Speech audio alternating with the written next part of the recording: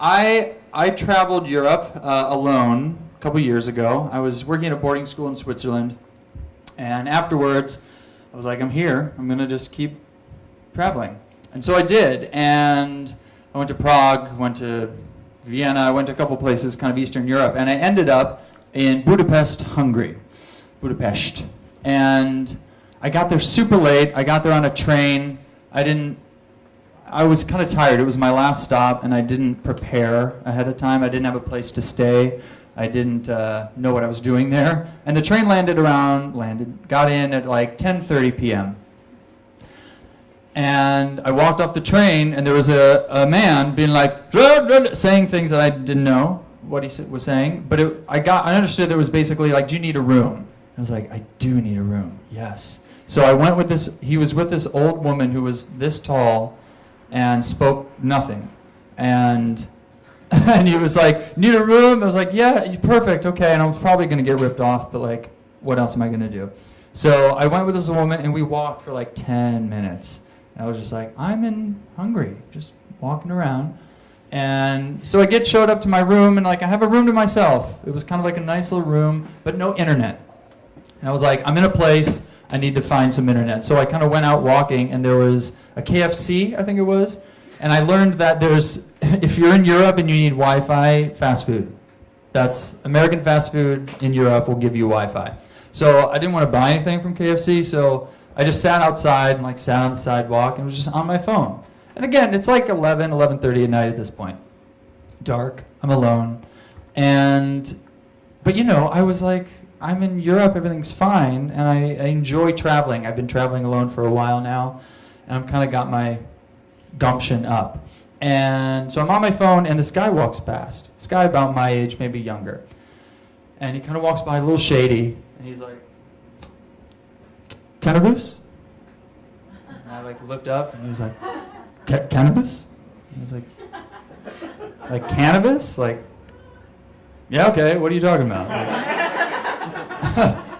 And he's like, cannabis? And I was like, I heard you.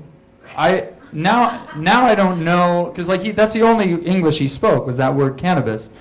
And so I looked up and I was like, does he want some? Is he offering some? I don't know.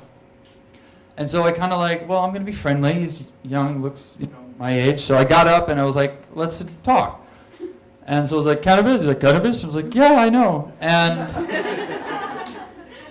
And so we kind of just start walking, and I was like, I'm game. Like, I don't know where I am, and like, whatever. So I just start walking with this guy, and we get to the corner, and he's like, so cannabis. And I was like, okay, so now I need to be clear. I don't know if you're trying to offer, because you're not giving me any more information. I have some. I will be happy to, like, I have some cannabis. It's up in my place. But if you're trying to sell me, then I'm good. Like, I don't know. And so he's like, cannabis. And I was like, okay, well then, yes, this? So I kind of worked out in my head that he wanted some. And I was like, I'm going to make a friend. I'm in Europe. I'm alone. This guy's alone. So,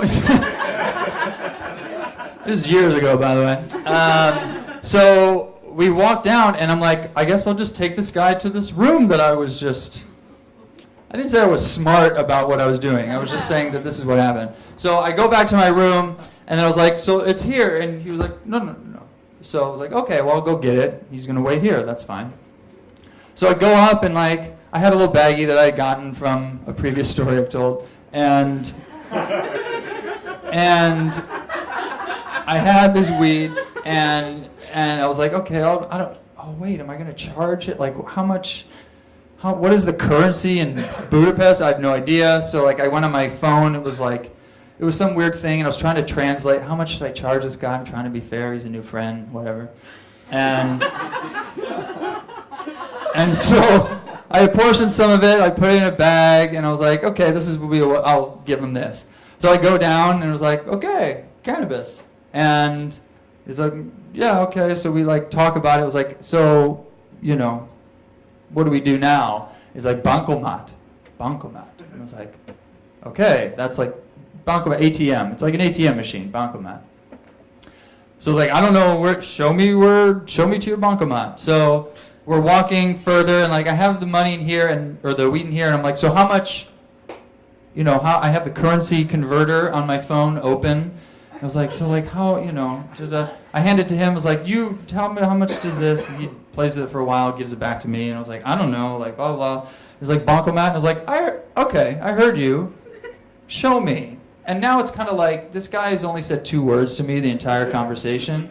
And I'm annoyed now. Like, we're friends, but I don't know you. And I don't know what you're talking about. So like, give me more, And then I realized that we've just kind of been walking, and I'm like, I don't know where I am. Like, I just got here like 2 hours ago, and it's now like 11:30, maybe 11:45 at night. It's dark, and I'm kind of just walking around. And so he says, Bancomat. I was like, okay, I was getting frustrated, right? And he had handed me the phone back, and I'm on my phone. I was like, I don't know, like, you hold this. And when I handed it back the second time, you know that feeling you get in your stomach where just like everything kind of goes, and you know that like your body moves so much faster than your brain, but by the time your brain catches up, it's over. It already happened. So I had that feeling, and it went, and he ran. He started running with my phone. And I was like, without thinking, I bolted after him. Now, what I didn't tell you is that I was already high while this was happening. Because I was like, I'm alone in Budapest, and I have a baggie, and so whatever, I'm going to smoke a little bit and enjoy Hungary. And so my brain at that point didn't give me time to think, so instead I just chased after him, and I was in my head kind of going like, oh my God, I hope I have the right shoes, I hope I can chase him. I've been kind of working out, and I sometimes work out high, so like I'm kind of used to this, and like blah, blah. So I'm darting down the street after him, and this guy's taking off. He just stole my phone, which nowadays you understand is a big deal, because like your whole life is there, and at that point I was alone in Europe, and this was my ticket out. This is all I had to like do anything. So I'm running, and then like he turns a corner, and I turn a corner, and then he turns another corner, and I'm like, oh no, I'm alone in this. And the only light was this, like, I remember this dingy orange light. It was the only source of light that I had in these dark turns that I was going down in Budapest. And so I start calling out, I'm kind of getting desperate. I was like, man, please, stop, man, like, I need that phone to get home, and no, help! I was like, I've never been in this situation where I'm pleading with the universe for support. And finally, I'm a pretty decent runner. I kind of get close, and he comes upon a row of cars, and he gets around the car, and he kind of stops. So I like get him. And now we're doing that thing where he's on the side of the car, and I'm on the other side of the car, and we're doing that like, step ball change. And I was like, look, man, like, you can take the weed, like, I need that phone back. Please be a bro, is something I actually said. Please be a bro, like, I need this. And he, I ran him out, which was kind of impressive. Like, he was tired. And so I could tell that I had some footing with this situation. I look at him and I go, like, do you want the weed? Do you want the weed? And he was like, yeah. I was like, dude, it's yours. Like, you can have it. Do you want money? He's like, yeah. I had a 20 euro. That's all I had. And I was like, I will give you this, but I need that phone. And so we did that kind of slow move, like Indiana Jones, like, okay, don't fuck me, man. Like, we're going to do this, right? And I shit you not, this is what happened. He reaches, and we do this, and we make the switch. And as we make the switch, we go in. And we hugged. We hugged hard.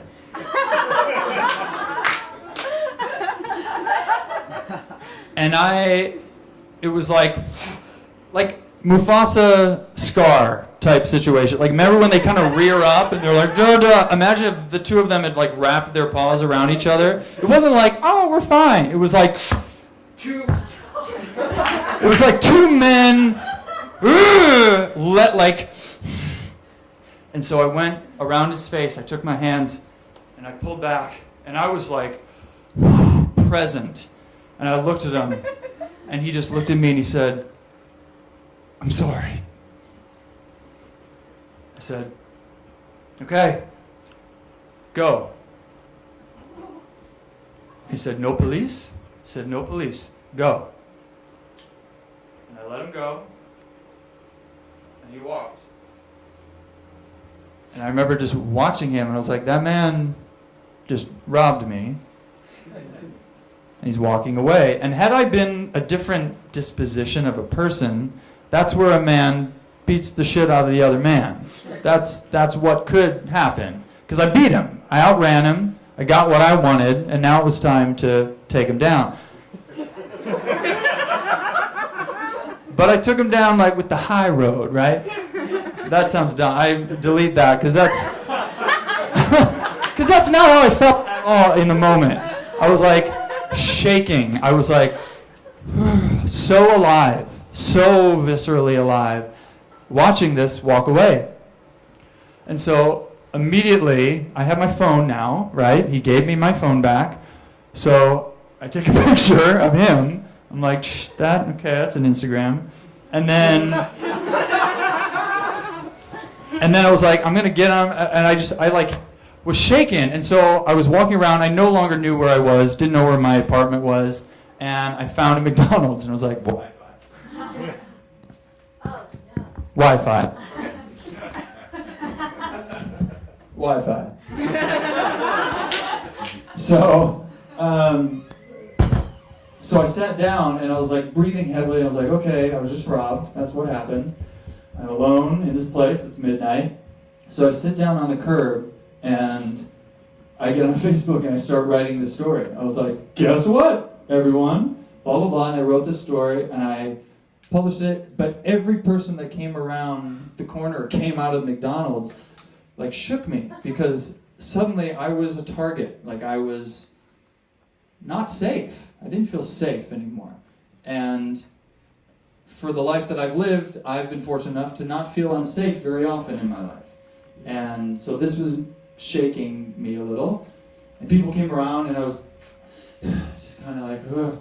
And I'm sitting there and I finish typing my thing and then I hear, ah! And it's him. And he comes up to me with a buddy and he goes, ha ha, high five.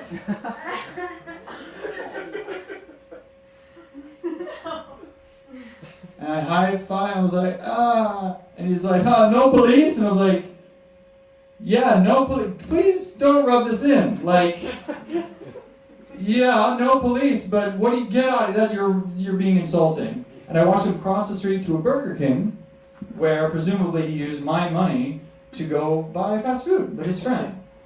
And he was probably high, so hence the fast food. But what this really made me think about, and the reason I'm telling it now in relation to where we're at in the world today, is I learned very clearly that I don't know that guy.